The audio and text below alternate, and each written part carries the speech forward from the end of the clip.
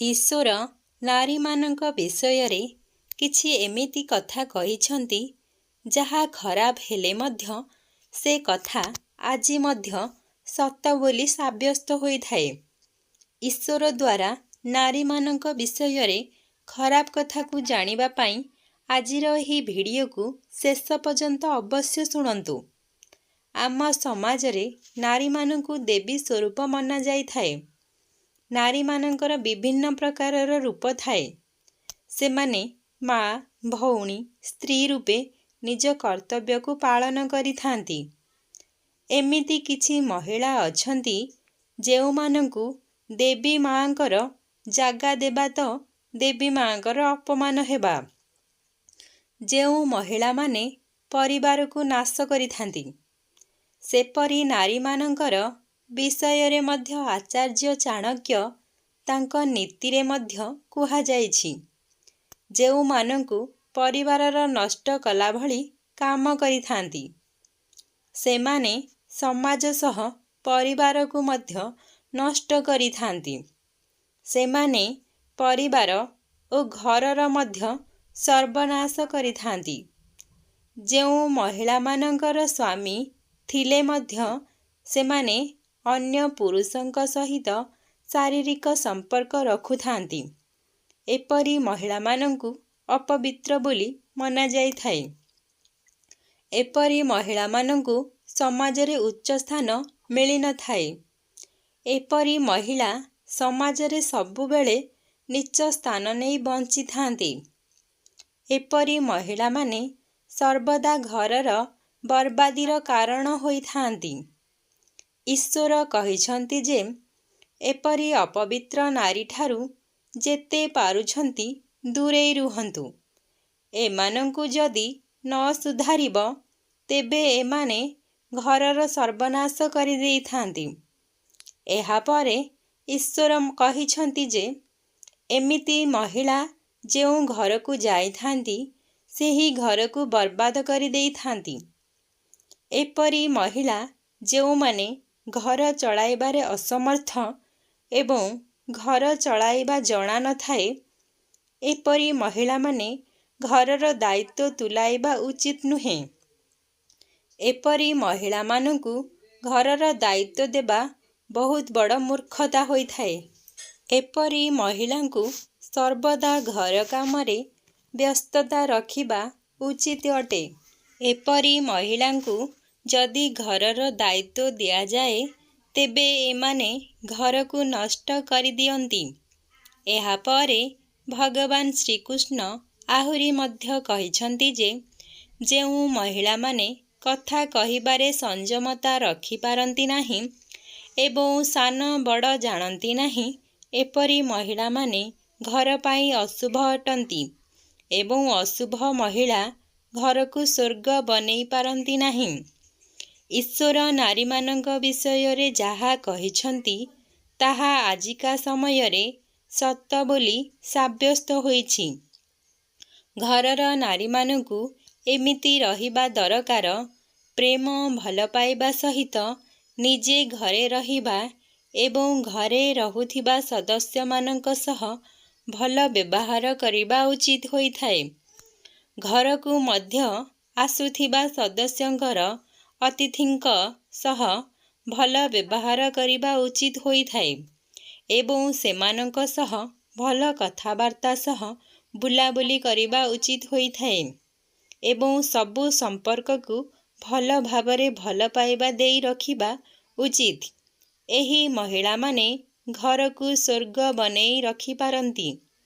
ସାଙ୍ଗମାନେ ଆପଣମାନଙ୍କୁ ଭଗବାନ ଈଶ୍ୱରଙ୍କ ଦ୍ୱାରା ଦିଆଯାଇଥିବା ଖରାପ କଥା ଖରାପ ଲାଗିପାରେ, କିନ୍ତୁ ସାଙ୍ଗମାନେ ଆପଣ ଭାବନ୍ତି କି ଏହି କଥା କେତେ ଦୂର ସତ ଅଟେ? ଆଜିକା ଜୀବନରେ ଏହା କେତେ ସତ ବୋଲି ସାବ୍ୟସ୍ତ ହେଉଛି? ତେବେ ଆସନ୍ତୁ ଜାଣିବା, ରାବଣ ମଧ୍ୟ ମହିଳାଙ୍କ ବିଷୟରେ ଠିକ୍ ଏପରି କଥା କହିଛନ୍ତି ଯାହା ଖରାପ ଅଟେ କିନ୍ତୁ ପୁରା ସତ୍ୟ ଅଟେ। ଆସନ୍ତୁ ସେହି କଥା ଉପରେ ମଧ୍ୟ ନଜର ପକାଇବା। ସାଙ୍ଗମାନେ, ରାବଣ ମହିଳାମାନଙ୍କ ବିଷୟରେ 4ଟି ସତ କଥା କହିଛନ୍ତି ଯାହା ଜାଣିବା ପରେ ବି ଆପଣ ଭାବିବେ ଯେ ସତରେ ରାବଣ ବହୁତ ବଡ଼ ଜ୍ଞାନୀ ଥିଲେ। ରାବଣ କହିଥିଲେ କି ଏମିତି ମହିଳାଠାରୁ ଯେତେ ଜଲ୍ଦି ହେବ ଦୂରେଇ ଯାଅ, ତାହା ତୁମ ପାଇଁ ଭଲ ହେବ। ଆହୁରି ବି କେତେ କଥା ରାବଣ କହିଥିଲେ, ଯାହା ଜାଣିଲା ପରେ ଆପଣ ବି ଆଶ୍ଚର୍ଯ୍ୟ ହୋଇଯିବେ। ସାଙ୍ଗମାନେ, ରାବଣ ରାମାୟଣର ଏକ ପ୍ରମୁଖ ଚରିତ୍ର ଅଟେ। ସେ ଲଙ୍କାର ରାଜା ଥିଲେ। ତାଙ୍କର 10ଟି ନାମ ଥିବା ନାମରେ ସେ ପରିଚିତ ଥିଲେ। ଶାସ୍ତ୍ରରେ କୁହାଯାଇଛି ଯେ ରାବଣ ଜଣେ ମହାପଣ୍ଡିତ ଥିଲେ। ତା ସହିତ ସେ ମହାଜ୍ଞାନୀ ମଧ୍ୟ ଥିଲେ, ଯାହାକୁ ପ୍ରତ୍ୟେକ କଥାର ଜ୍ଞାନ ମଧ୍ୟ ଥିଲା। ରାବଣ ବିଶ୍ରବା ଋଷିଙ୍କର ପୁତ୍ର ଥିଲେ। ରାବଣ ଏତେ ଜ୍ଞାନୀ ଥିଲେ ଯେ ସେ ଆଗରୁ ଜାଣିଯାଇଥିଲେ ଯେ ଆଗକୁ କ'ଣ ହେବାର ଅଛି, ଯାହାର କାରଣରୁ ରାବଣର ବହୁତ ପ୍ରଶଂସା କରାଯାଇଥିଲା। ସାଙ୍ଗମାନେ, ରାବଣ ଜଣେ ରାକ୍ଷସ ଥିଲେ, କିନ୍ତୁ ସେ ମାତା ସୀତାଙ୍କର ଅପହରଣ ନିଜ ସୀମା ଭିତରେ ରହି କରିଥିଲେ। ନିଜ ଛାଇ ବି ମାତା ସୀତାଙ୍କ ଉପରେ ପଡ଼ିବାକୁ ଦେଇନଥିଲେ। କିନ୍ତୁ ରାବଣର ଏହା ଭୁଲ ଥିଲା କି ରାବଣକୁ ନିଜେ ଅମର ହେବା ଓ ସୁନାର ଲଙ୍କା ଉପରେ ନିଜର ଗର୍ବ ଏତେ ହେବାକୁ ଲାଗିଲା ଯେ ସେ ନିଜର ହିଁ ନିଜେ ସର୍ବନାଶ କରିବାକୁ ଲାଗିଲା। କିନ୍ତୁ ରାବଣ ସ୍ତ୍ରୀମାନଙ୍କ ବିଷୟରେ ଏମିତି 4ଟି କଥା କହିଛନ୍ତି, ଯାହାକୁ ଜାଣିଲେ ଆପଣ ଆଶ୍ଚର୍ଯ୍ୟ ହୋଇଯିବେ। ନାରୀଙ୍କ ବିଷୟରେ 4ଟି କଥା ଜାଣିବା ପାଇଁ ଆପଣଙ୍କୁ ବହୁତ ଆବଶ୍ୟକ ଅଟେ।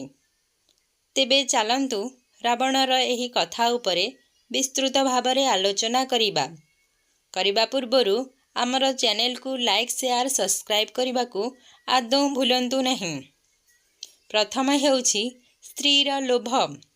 ରାବଣ ପ୍ରାଣତ୍ୟାଗ କରିବା ପୂର୍ବରୁ ସ୍ତ୍ରୀ ଲୋକଙ୍କ ବିଷୟରେ କିଛି ଏମିତି କଥା କହିଥିଲେ ଯେ ସ୍ତ୍ରୀମାନେ ବହୁତ ସ୍ୱାର୍ଥପର ଅଟନ୍ତି। ନିଜର ସ୍ୱାର୍ଥ ହାସଲ କରିବା ପାଇଁ ବହୁତ ତଳକୁ ଖସିଯାଇପାରନ୍ତି। ସେଥିରେ ଆପଣଙ୍କୁ ଧକ୍କା ଦେବାକୁ ହେଉନା କାହିଁକି ସେମାନେ ପଛାନ୍ତି ନାହିଁ, କିମ୍ବା କାହାକୁ ରାସ୍ତାରୁ ହଟାଇବାକୁ ହେଉନା କାହିଁକି କାହାକୁ ଆପଣାଇବାକୁ ପଡ଼ିଲେ ତାହା ବି ସ୍ତ୍ରୀ ଲୋକମାନେ କରିଦେବେ। ଏମିତି ନାରୀମାନେ ନିଜର ଲୋଭରେ କିଛି ବି କରିପାରନ୍ତି। ନାରୀମାନେ କୌଣସି ବି ଲୋକରେ ବହୁ ଶୀଘ୍ର ତାଙ୍କ ପାଖକୁ ପହଞ୍ଚି ଯାଆନ୍ତି, ଆପଣଙ୍କୁ ବି ଫସେଇ ଦେଇପାରନ୍ତି। ତ ଆପଣ ଏବେ ଜାଣିପାରୁଥିବେ କି ନାରୀମାନଙ୍କ ବିଷୟରେ ଏହି କଥା କେତେ ଦୂର ସତ୍ୟ ଅଟେ ବା କେତେ ପର୍ଯ୍ୟନ୍ତ ମିଥ୍ୟା ଅଟେ। ରାବଣ ଏହା ବି କହିଥିଲେ କି ସ୍ତ୍ରୀ ଲୋକମାନେ ବହୁତ ଜଲ୍ଦି ଓଲଟି ଯାଇଥାନ୍ତି। ଏମିତିରେ ତ ଏମାନେ କେବେ ବି ସତ କହନ୍ତି ନାହିଁ।